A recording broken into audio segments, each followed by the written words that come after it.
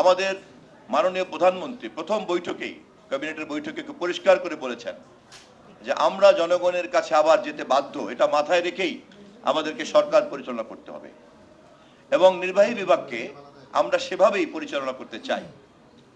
নির্বাহী বিভাগকে দলীয়করণ করা, নির্বাহী বিভাগকে যথেচ্ছাচারভাবে কাজে লাগানো, এটা আমরা প্রথম থেকেই সজাগ যাতে এই কাজ না করা যায় এবং আমরা আমাদের রাষ্ট্রকে, আমাদের নির্বাহী বিভাগকে আমরা একটা প্রাতিষ্ঠানিক জায়গায় নিয়ে দাঁড় করতে চাই।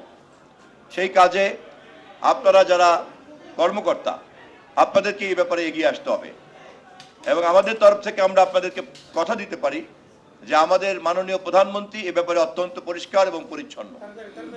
ইতিমধ্যেই গত 15 দিন বয়সের মধ্যে আমাদের সরকারের মধ্যে যেখানে যেখানে যতটুকু ভুলভ্রান্তির সংবাদ আমাদের কাছে এসেছে, আমরা তা কিন্তু একটা নিরপেক্ষ সরকারের মতো করেই আমরা আমাদের মতো করে সমাধান করার চেষ্টা করছি এবং আমাদের নেতৃবৃন্দকে, বিশেষ করে মন্ত্রিপরিষদের সকল সদস্যকে এবং জাতীয় সংসদ সদস্যদেরকে মাননীয় প্রধানমন্ত্রী এই বার্তাই ইতিমধ্যে দিয়েছেন। আমি আপনাদেরকে অনুরোধ করব যে আপনারা আপনাদের পেশাগত সীমানার মধ্যে থেকে আপনাদের সমস্ত ধরনের দায় দায়িত্ব আপনারা অত্যন্ত কঠোরতার সঙ্গে পালন করবেন।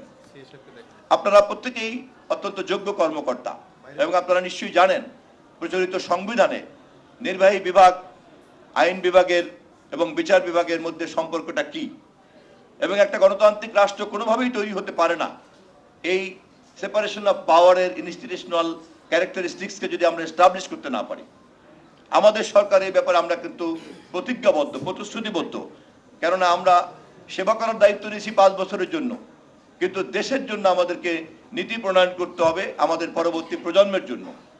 আমরা এই ব্যাপারে সজাগ আছি এবং আমাদের সেই নীতি মানুষের কাছে নবায়ন করার দায়িত্বের জন্য আমাদেরকে 5 বছর পর আবার জনগণের সামনে জবাবদিহিতার মধ্যে দাঁড়াতে হবে, এ ব্যাপারে আমরা প্রতিশ্রুতিবদ্ধ। আমরা জনগণের মালিকানাধীন এই রাষ্ট্রকে জনগণকে পাশ কাটিয়ে পরিচালনা করতে চাই না। আমরা যেমন তাদের ম্যান্ডেট নিয়ে দায়িত্ব নিয়েছি, আবার আমাদের দায়িত্বের নবায়নটাও আমরা তাদের ম্যান্ডেটের মাধ্যমে নিতে চাই এবং আমরা প্রস্তুত, যদি আমরা জনগণের কাছ থেকে এই ম্যান্ডেট না নিতে পারি, আমরা জনগণের হাতেই তার সমস্ত রায় দিয়ে রাখবো।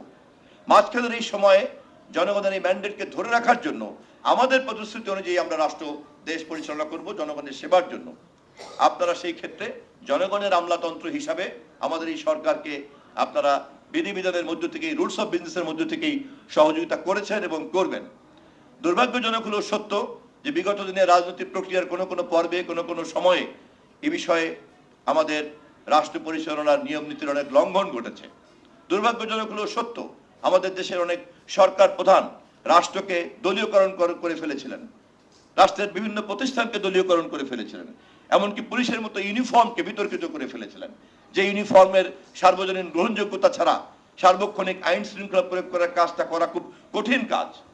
আমাদেরকে এই সমস্ত চ্যালেঞ্জ মোকাবেলা করে ধ্বংসপ্রাপ্ত এই রাষ্ট্রকে আবার একটি প্রাতিষ্ঠানিক কাঠামোতে দাঁড় করানোর উদ্যোগ নিতে হচ্ছে এবং আমরা এই কথাও অত্যন্ত ভালোভাবে অবগত যে এটা কেবলমাত্র একটা দলীয় কাজ হতে পারে না, অথবা কেবলমাত্র এটা সিঙ্গেল মেজরিটি দিয়ে এই কাজ করা যেতে পারে না। এই কাজ করার জন্য একটা ন্যাশনাল কনসেনসাস দরকার এবং আমরা সেই কারণেই অন্যান্য সমস্ত অংশীদারদেরকেও আমরা যুক্ত করব।